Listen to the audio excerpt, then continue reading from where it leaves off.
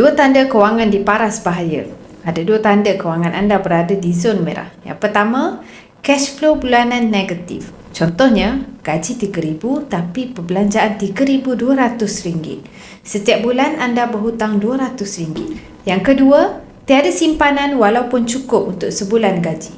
Ini maksudnya cash flow anda neutral. Gaji RM3,000, belanja pun RM3,000. Habis semua, tiada lebihan untuk simpanan.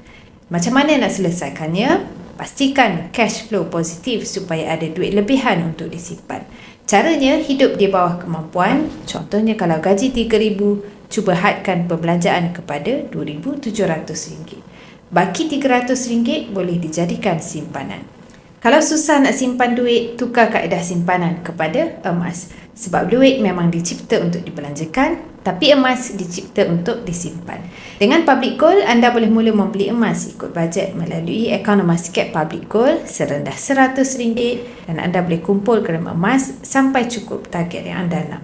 Kalau nak mula, boleh rujuk pin video saya untuk langkah mudah daftar akaun emas dan nanti saya akan bantu anda cara terbaik menabung emas di Public Gold sesuai dengan bajet anda.